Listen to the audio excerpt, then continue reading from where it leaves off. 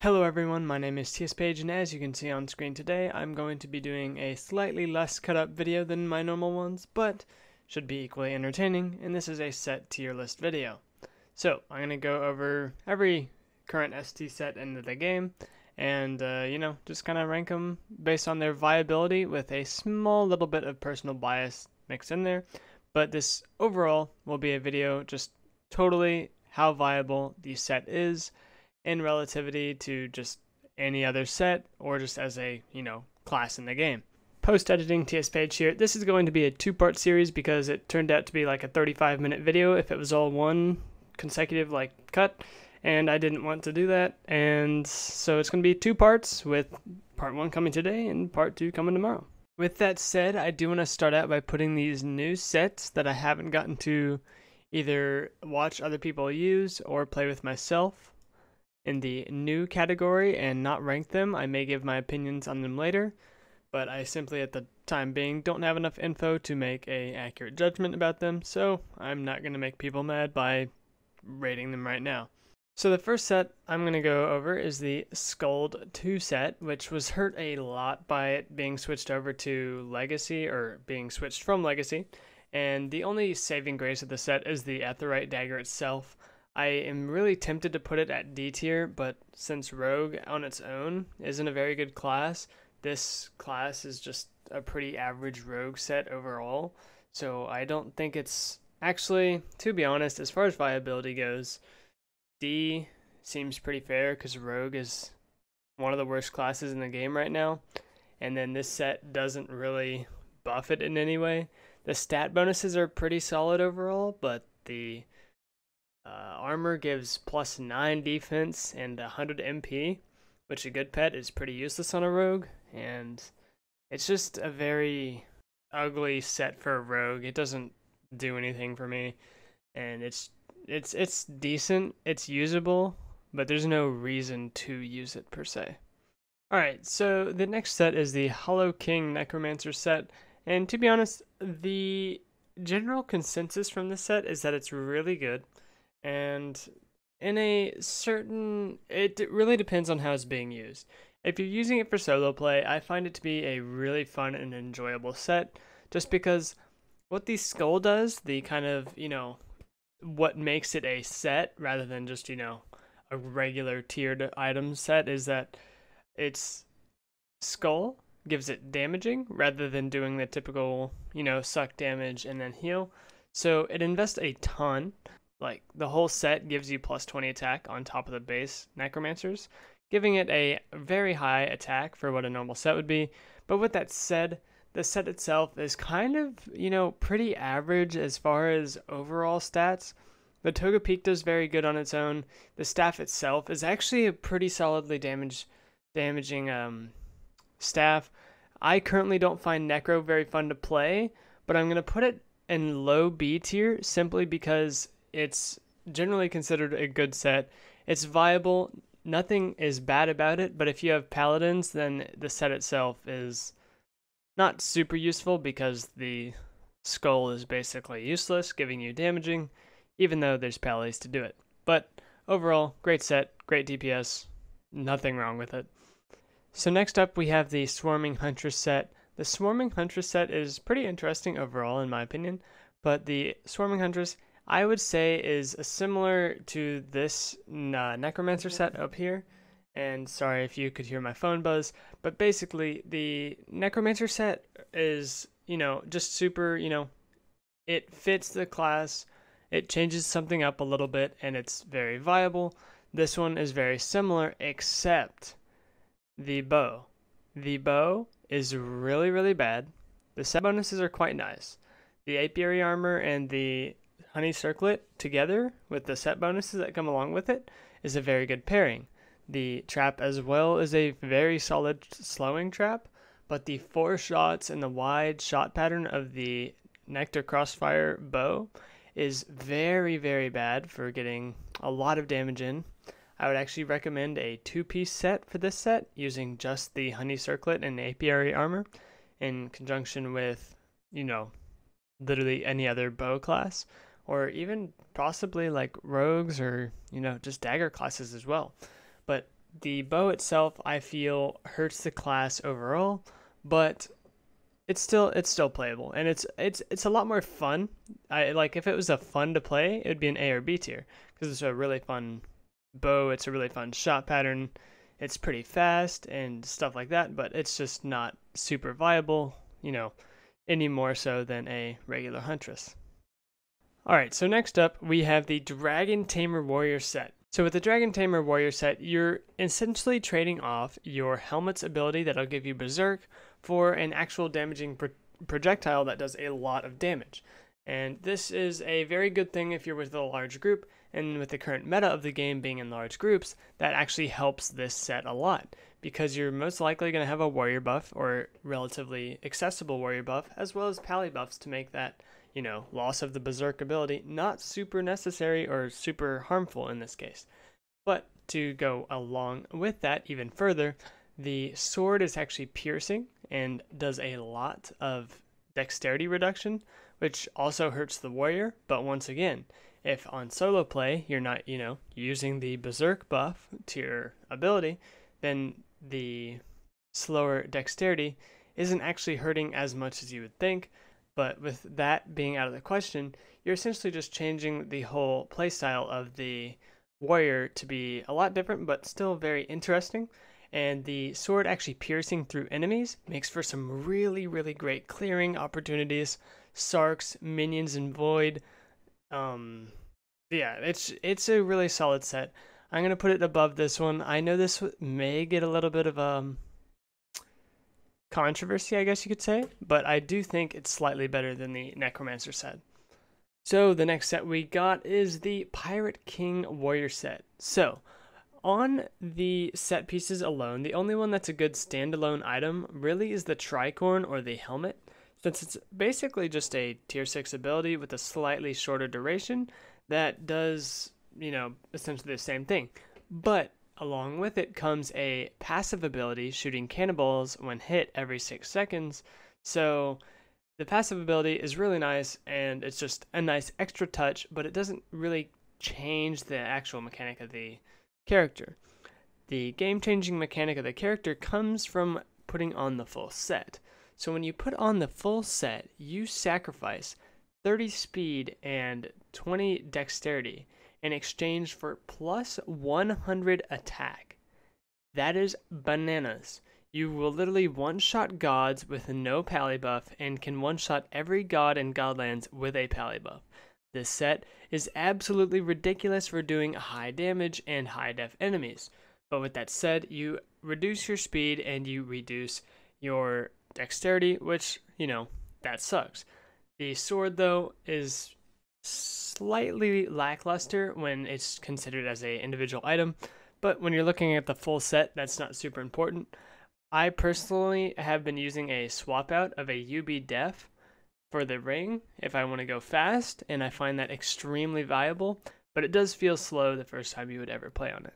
So the next one we have is the Priest of Geb.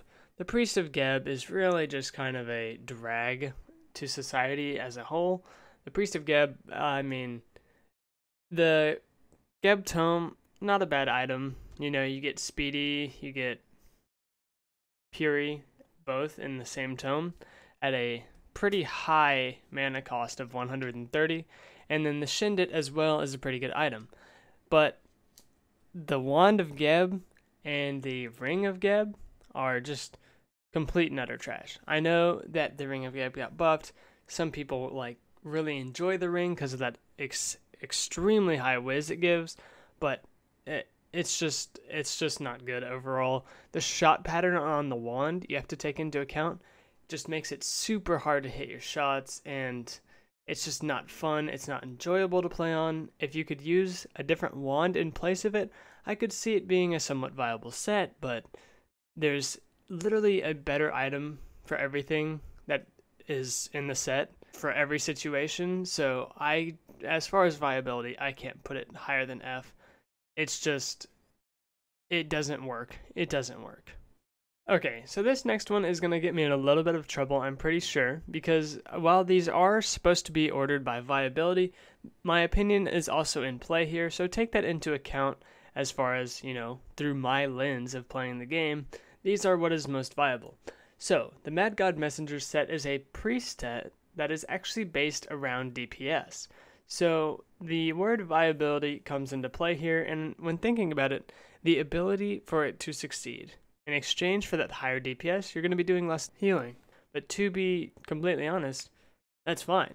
The priest isn't meant to be a DPS class, but you can invest some of that priestiness into damage and still retain some of that, priest level heals. It's not quite as high. The chalice is one of the lowest healing tomes in the game that actually heals, and yeah, it's a good set overall for a priest. It changes the way it's played, but if you're going to be a priest, to be an A or an S tier even for a priest, you'd want to focus even heavier on healing, because that is the sole purpose of the priest in the current meta of the game, because you're a support class, not a damage class. For solo play though, I think this is an A tier though, but for overall gameplay in this current meta of the game, I am going to put it as a solid set. B is a solid set. Next up, we have the Magmatic Mystic set. This one is quite interesting because it changes up the gameplay of the Mystic a whole lot, but I'm going to say not necessarily in a good way. So typically the Mystic will be a stasis orb, and then, it curses, and, you've got curse, which is really awesome. But instead of that orb, where, it's the normal orb, you guys know how that works, it rather shoots out projectiles similar to the Draconis Helm, but rather than 3 shots similar to the Draconis Helm, it's instead 5 shots. So it's very similar. They do a lot of damage, and it just really accentuates the Mystic's, high damage output that it already has. And the ability, also curses for 8 seconds. And from what I hear, the curse takes effect before the damage of the shots, meaning that those damage that you're doing from the ability itself is also doing the extra 1.25's damage of the curse, making it an extremely good damage item. The Molten Robe and the Ring, nothing too impressive, they're just pretty typical. The ring is actually more of a MP focused ring, making the ability more spammable, which is great. And the staff is something that holds it back just a little bit, making me put it at the bottom of B tier. The bottom of B tier, I put it here because the staff has a similar shot pattern to the Wand of Geb, meaning that it's, kind of annoying to hit, to be completely honest, but it's not terrible.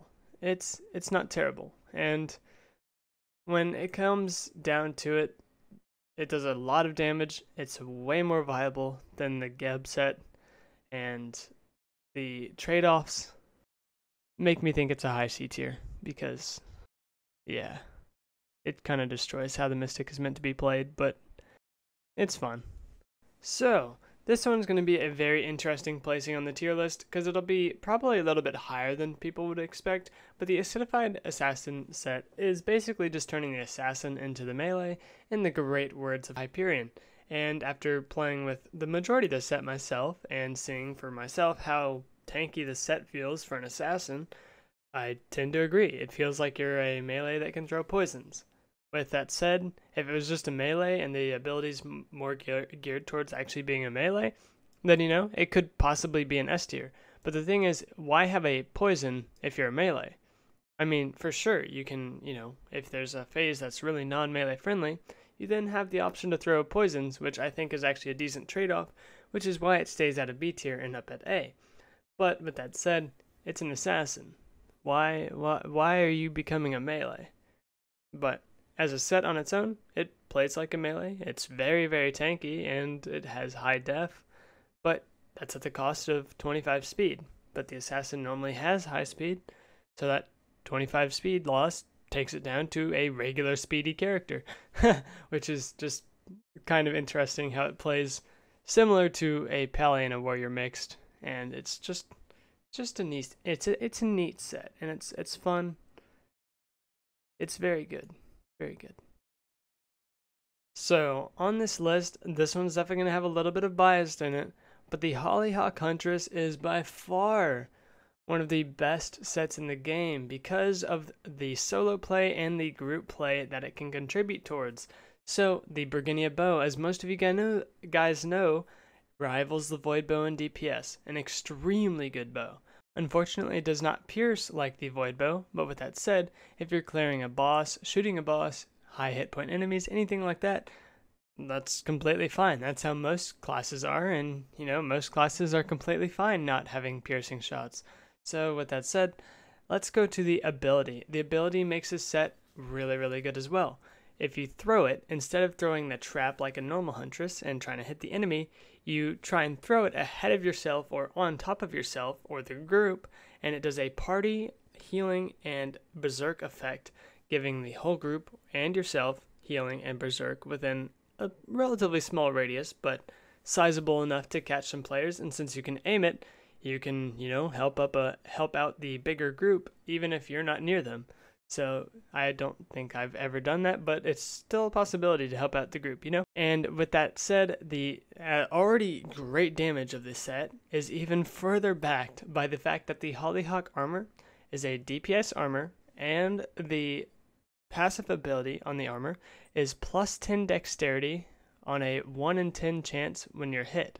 So every 1 in 10 times you're getting hit, you're getting plus 10 dexterity, which makes the berserk extremely good on an already extremely good bow, meaning you're doing an extreme amount of DPS on a huntress, which is kind of unheard of, but it's really good.